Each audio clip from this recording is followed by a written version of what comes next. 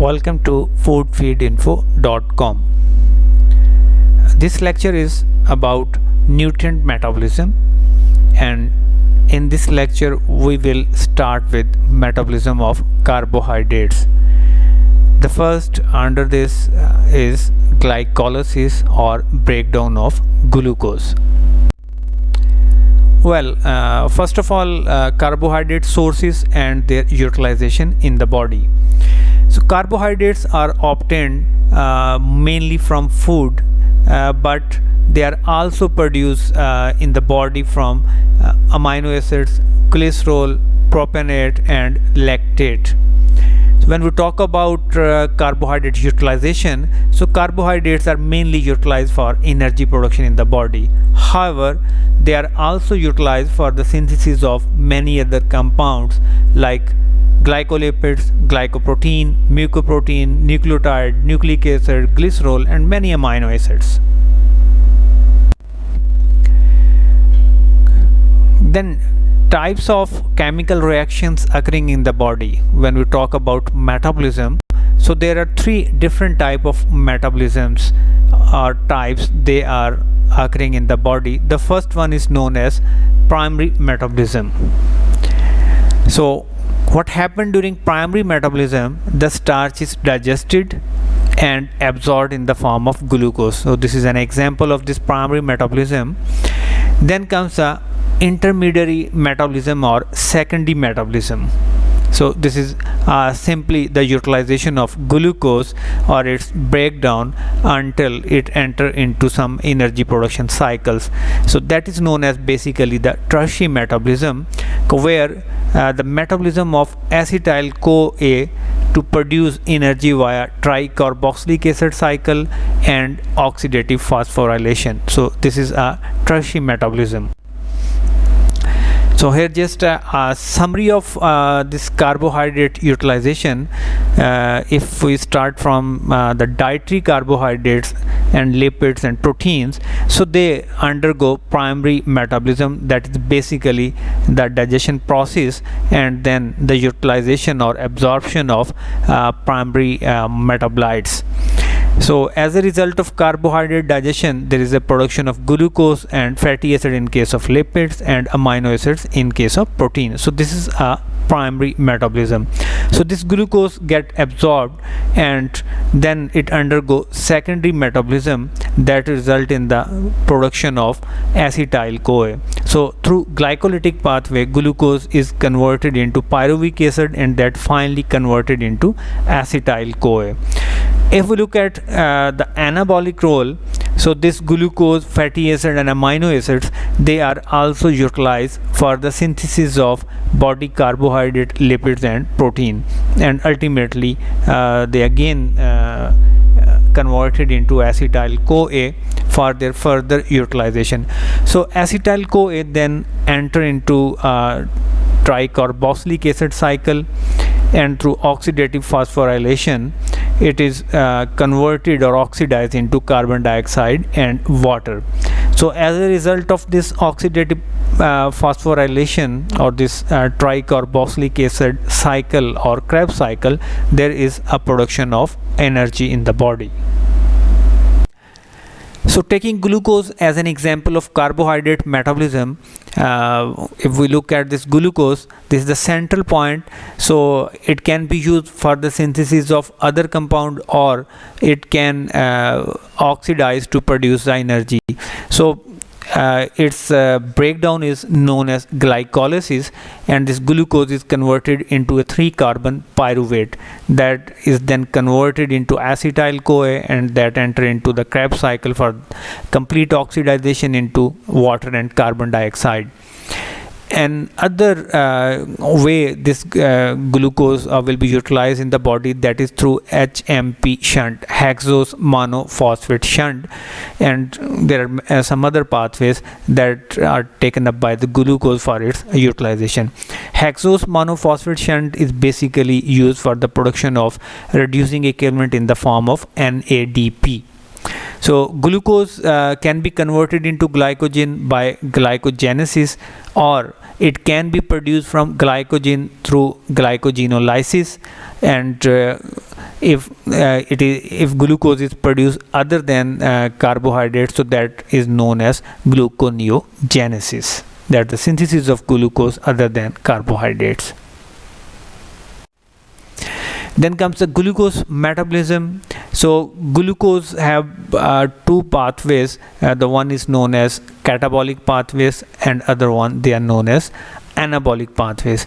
So under the catabolic pathways, glucose is catabolized through glycolysis or HMP shunt or uranic acid pathway, whereas under the anabolic pathways it is converted into glycogen and stored as a stored in the body as a carbohydrate reserves. So it can also be used for the synthesis of fat and other carbohydrates like fructose and galactose in the body. Glucose metabolism or breakdown of glucose, that is known as glycolysis. This pathway is also known as Embden-Meyerhof pathway. These were the two scientists who described this pathway. So this glycolysis or Embden-Meyerhof pathway, it occurs in almost all body cells, and this is the major pathway of glucose breakdown that occurs in the cytosol. If we look at the importance of this pathway, it provides energy for cells. This is the major importance of this pathway because it furnishes quick supply in heavily contracting muscles in the body. And the most important thing, it can operate both in aerobic and anaerobic condition with different end products. Under the aerobic condition, there is a production of pyruvate and acetyl-CoA that enter into the next cycle, whereas under anaerobic condition, the pyruvate is converted into a lactic acid. So if there is any defect in this glycolytic pathway or glycolysis, it will lead to hemolysis and early fatigue. Early fatigue is mainly due to the accumulation of glucose in the form of lactate. Because under anaerobic condition, the pyruvate is converted into lactate. When it accumulates in the muscle, it causes muscle fatigue. The intermediates of glycolysis are used for the synthesis of non-essential amino acids, glycerols and fatty acids in the body. What is glycolysis? So glycolysis is a word that is from the Greek, where glykes mean sweet and lysis mean splitting. So it means it is the breakdown of some sweet thing. So we can define glycolysis as a process or pathway in which a molecule of glucose is degraded in a series of enzyme catalyzed reactions to yield two molecules of 3-carbon compound pyruvate. Before going to describe the phases of glycolysis, I would like to mention that in animals and vascular plants, glucose has three major phases. It may be stored as a polysaccharide or as a sucrose, oxidized to a 3-carbon compound pyruvate via glycolysis to provide ATP and metabolic intermediates, or oxidized via the pentose phosphate or phosphogluconate or hexose monophosphate shunt pathways to yield ribose 5-phosphate for nucleic acid synthesis and NADPH for reductive biosynthetic processes. So here we will start with the breakdown of glucose through this glycolytic pathway to provide ATP and metabolic intermediates. So that is basically the glycolysis. So it has two phases, and the first phase is known as preparatory phase. During this phase, what happens? The glucose get phosphorylated and it is converted into glyceraldehyde 3-phosphate. Whereas the second phase is known as payoff phase. What happened during this phase? there is an oxidative conversion of glyceraldehyde 3-phosphate to pyruvate and the coupled formation of ATP and NADH. So keep in mind, during the preparatory phase there is a utilization of 2 ATPs, whereas during the payoff phase there is a production of ATP and NADH. Reactions of aerobic glycolysis. So this slide is showing the preparatory phase of glycolysis. In the first step, the glucose is irreversibly activated to glucose 6-phosphate in the cell. This step is catalyzed by hexokinase enzyme that require magnesium and ATP. In liver, glucokinase is the specific enzyme which also catalyzes the reaction at higher concentration of glucose. So glucose 6-phosphate is impermeable to the cell membrane. So it is a central molecule with a variety of metabolic fate such as glycolysis, glycogenesis, gluconeogenesis and hexose monophosphate shunt. So in the second step, next the glucose 6-phosphate is isomerized to fructose 6-phosphate by phosphohexose isomerase enzyme. So this is the second step. In the third step, fructose 6-phosphate is then irreversibly phosphorylated by phosphofructokinase enzyme to fructose 1,6-bisphosphate. So keep in mind, the fructose 1,6-bisphosphate contain 2 phosphoric acid groups at carbon 1 and carbon 6 of fructose via phosphate ester bond. And this reaction also require A1 ATP. So in the next step, fructose 1,6-bisphosphate is cleaved by aldolase enzyme to yield glyceraldehyde 3-phosphate and dihydroxyacetone phosphate. Here at the fructose is a 6-carbon sugar, so it is divided or cleaved into 2 molecules of 3-carbon sugars, or simply we can say 2 trioses. One is glyceraldehyde 3-phosphate and the next one is the dihydroxyacetone phosphate. So this dihydroxyacetone phosphate that is formed during this reaction is converted back to glyceraldehyde 3-phosphate by phosphotriose isomerase enzyme. So this is basically the completion of the preparatory phase of glycolysis. Next is the payoff phase. This phase is started when there are 2 molecules of glyceraldehyde 3-phosphate. They are available. These 2 molecules they get oxidized to 1,3-bisphosphoglycerate by the action of enzyme glyceraldehyde 3-phosphate dehydrogenase. This step utilizes inorganic phosphorus to convert glyceraldehyde 3-phosphate into 1,3-bisphosphoglycerate. In 1,3-bisphosphoglycerate, the phosphate group is attached at carbon 1, and that is a high energy group. Iodoacetate and arsenate inhibit the enzyme glyceraldehyde 3-phosphate dehydrogenase. During oxidation of glyceraldehyde 3-phosphate, the reducing equivalent are transferred to the acceptor NAD, nicotinamide adenine dinucleotide.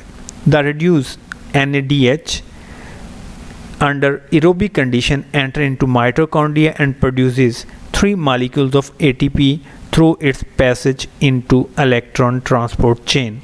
So this type of formation of energy through this respiratory chain is known as oxidative phosphorylation. Then in the next step, step 7, the high energy compound 1,3-bisphosphoglycerate transfers its high energy to ADP to form ATP, resulting in the formation of 3-phosphoglycerate. This reaction is catalyzed by phosphoglycerate kinase enzyme. This type of formation of energy as ATP by high energy substrate is known as substrate level phosphorylation. So in the next step, phosphoglycerate is then isomerized to 2-phosphoglycerate by phosphoglycerate mutase enzyme. 2-phosphoglycerate is then converted into one molecule of high energy compound that is known as phosphoenol pyruvate. This reaction is catalyzed by anolase enzyme. This reaction is catalyzed by anolase enzyme. The activity of this enzyme is completely inhibited by fluoride. Hence, fluoride is used during blood collection for glucose estimation. So this prevents the utilization of glucose by RBC. So in the next step, phosphoenol pyruvate is converted to pyruvate by pyruvate kinase enzyme. There is a production of one molecule of ATP at this step, and that is by substrate level phosphorylation. So under the aerobic condition, the pyruvate is the end product of glycolysis. This pyruvate is then converted into acetyl-CoA or oxaloacetate in the mitochondria that then enter into the Krebs cycle for the production of energy and complete oxidation of glucose. However, under the anaerobic condition, what happens, the pyruvate is converted into lactate, or you can say it get reduced to lactate by lactate dehydrogenase enzyme. So this step requires energy, and this step utilizes the reducing equivalent from NADH formed in the earlier step and regenerate NAD. Therefore, the number of ATP produced under the anaerobic condition, they are less than that of the aerobic glycolysis. So this lactate sometimes accumulate in the muscle, and it leads to muscle cramps and muscle fatigue. In thiamine deficient alcoholics, pyruvate is rapidly converted to lactate, resulting in lactic acidosis. The occurrence of uninterrupted glycolysis is very essential in the skeletal muscles during excessive exercise when oxygen supply is very limited. The glycolysis in the erythrocyte leads to lactate production, reason being the mitochondria are absent in RBCs. This glycolysis is of very much importance because brain, skin, retina, renal medulla and chiaity, they all derive most of their energy from glucose through glycolysis. So just a brief summary with the structural formulas of glycolytic pathways. The glucose is converted into glucose 6-phosphate. There is a requirement of 1 ATP at this step. Then glucose 6-phosphate is reversibly converted into fructose 6-phosphate, and then it is converted into fructose 1,6-bisphosphate, and then into 2-trioses dihydroxyacetone phosphate and glyceraldehyde 3-phosphate. So both this dihydroxyacetone phosphate is again converted into glyceraldehyde 3-phosphate, that is converted into 1,3-bisphosphoglycerate, which is then converted into 3-phosphoglycerate, and then into 2-phosphoglycerate and phosphoenol pyruvate, and finally into pyruvic acid. So there is a production of 2 ATPs during this glycolytic pathway and one reducing equivalent NADH, whereas there is a utilization of 2 ATPs during the preparatory phase. And if there is anaerobic condition, this pyruvate is converted into lactic acid, and it utilizes the reducing equivalent produced at step 9. So these are the key enzymes of all the steps. Hexokinase at step 1, then glucose 6-phosphate, glucose phosphate, isomerase 6-fructokinase, hexose diphosphate, triose phosphate, fructose diphosphate, aldolase, isomerase, glyceraldehyde 3-phosphate dehydrogenase, phosphoglycerate kinase, phosphoglyceromutase, anolase, pyruvate kinase, and lactate dehydrogenase. So these are all the enzymes. Energetics of glycolysis. Under the anaerobic glycolysis, the energy spent per molecule of glucose during the preparatory phase is equal to 2. The 1 ATP is utilized when glucose is converted into glucose through hexokinase enzyme, and the second ATP is utilized when fructose 6-phosphate is converted into fructose 1,6-bisphosphate by phosphofructokinase. So total 2 ATPs are utilized, and during the payoff phase the energy generated per molecule of glucose are like this: 2 ATPs when phosphoglycerate kinase is in action, and 2 ATPs when pyruvate kinase is in action, and in total there is a production of 4 ATPs. Just keep in mind the production of ATP is 1, but 2 triose are oxidized in the cycle, so that's why 1 ATP is multiplied by 2, so in total we get 2 ATP at each step. During this payoff phase there is also a production of 1 NADH, but under the anaerobic condition this NADH is utilized when pyruvate is converted into lactate. Therefore only 4 ATPs are produced during the payoff phase. So the net gain of ATP during anaerobic glycolysis is equal to 2 ATPs. Then comes the aerobic glycolysis. This is the breakdown of glucose or a hexose sugar into 2 molecules of pyruvate. So during this phase there is a production of 2 ATPs, and there is a production of 2 nicotinamide adenine dinucleotides. Under the aerobic glycolysis, the energy spent per molecule of glucose during the preparatory phase is similar to that of anaerobic glycolysis. 1 ATP is utilized at hexokinase and 1 at phosphofructokinase, so total 2 ATPs are utilized. However, during energy generation during the payoff phase, the total amount of ATPs generated per molecule of glucose are like this. The 1 NADH is produced at a step of glyceraldehyde 3-phosphate dehydrogenase. So there is a production of 1 NADH because 2 glyceraldehyde molecules are present in the cycle, so there is a production of 2 NADH in total, and there is a production of 6 ATPs because if 1 NADH is oxidized through respiratory chain, so that result in the production of 3 ATPs. So 3 into 2 is equal to 6 ATPs. Then 1 ATP by phosphoglycerate kinase and 1 by pyruvate kinase. Because of the presence of 2 trioses, we get 2 ATPs, or the cell get in total 10 ATPs. Therefore the net gain of ATP is equal to 8 ATPs. 10 ATPs are produced during the payoff phase and 2 ATPs are utilized during the preparatory phase, so the net gain of ATP is 8 ATPs.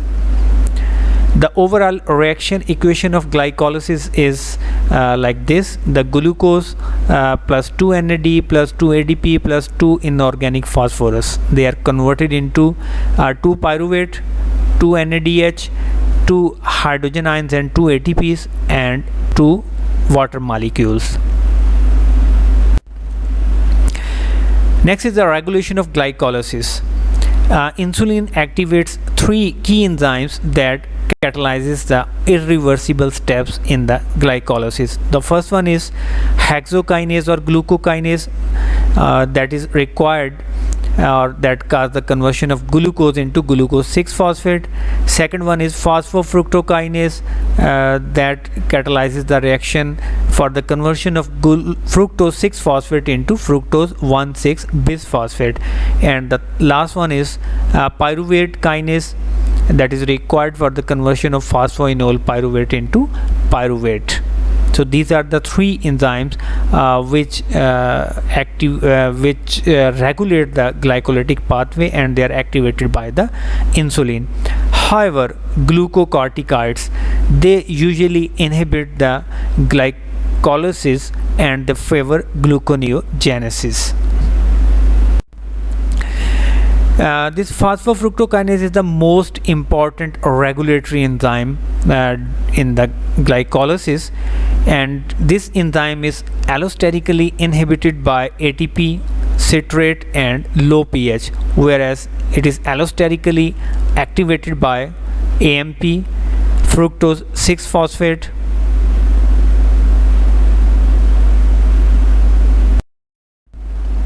So this is the summary of the regulation of glycolysis. Three key enzymes: glucokinase, phosphofructokinase and pyruvate kinase. They are activated by insulin,